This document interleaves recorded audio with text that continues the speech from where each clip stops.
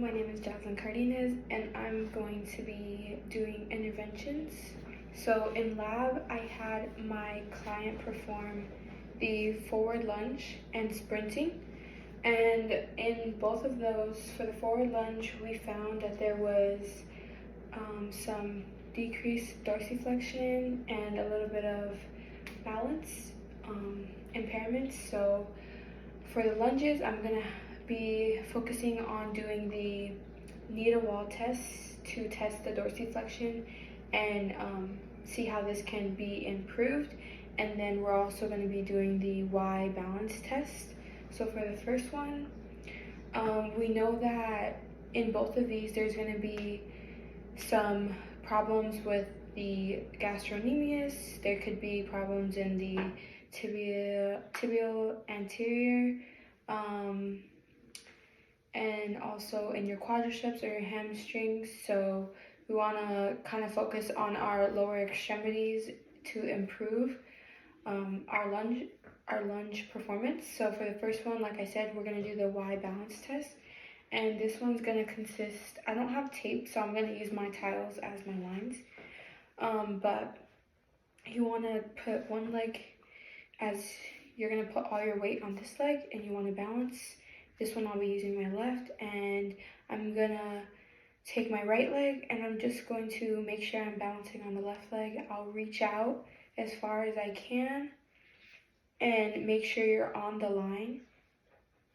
And then you're gonna bring it back in. You're gonna go backwards and you're gonna reach out as far as you can while maintaining balance. And then you're gonna go ahead and reach to the across. See how far you can go. And same thing again, you're gonna switch legs, and you can do it on your left leg now. So you're gonna wanna maintain balance on your right. You wanna reach forward as much as you can with maintaining your balance. We go backwards again, and then you want to go to the side, and then you can continue to do this exercise to improve balance, like I said before. And then the next test we're going to be doing is the knee to wall test. Doing the knee to wall test, and this is going to be testing the dorsiflexion. We want to place our foot away from the wall, and we're going to make sure that our knee is going to be extending over our foot. And the correct amount is usually anywhere from 10 to 15 centimeters. And with improvement, we want to see at least 2 centimeters the more you do the test. So we're going to go ahead and have our knee at 90 degrees, and we just want to bend forward.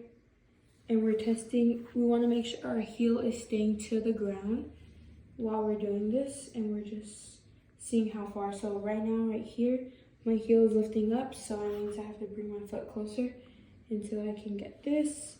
And you would just measure how much dorsiflexion there is, and you would kind of keep scooting back like at least 1 centimeter to test that.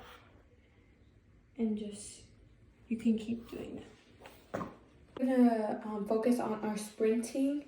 So with our sprinting, I had my lab partner perform sprints, and I believe it was like a 100-meter sprint or less.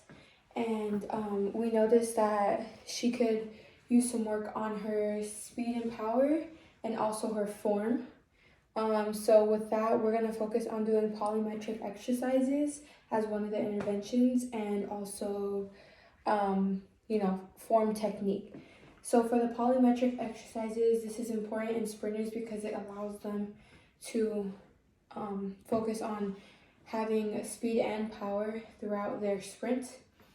And some exercises that we can do, for one, we can do jump squats. This is going to allow the sprinters to focus on lower extremity again, and we're going to be exerting a lot of force to the ground, and then we're going to be releasing as we go up. And so to do this, you want to make sure you're in your shoulder length or shoulder width, sorry, and then you want to make sure your feet are pointing forward. You're going to go in your squat. So you're going to go down in your squat, but then when you jump up, you want to release all that force to jump up. So you would just go down and squat and then release up with your power, and you can do that a couple times. But then again, this is going to be all in a training session or a training schedule routine. Another exercise we can do is the jumping lunges, and this is all going to be focused in our lower extremities, definitely our quads, hamstrings, gastrocnemius, all those big muscles.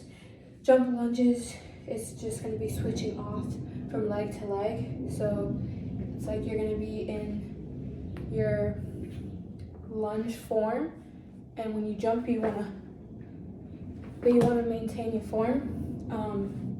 That has a lot to do with balance as well. And I think you can also incorporate the arm motions when you do it, and you want to make sure there's a lot of force when you're jumping up. And then focusing on form, for form techniques, we have high knees. So the athlete can perform high knees. Typically we see high knees as getting your knees high, but you can also incorporate your arms with that as well to create a better form, because in sprinters they focus on their arms while they're running as well, not just the lower extremity. So we're going to incorporate upper extremity, and with high knees typically we see this. We can also see, so you would get up like this,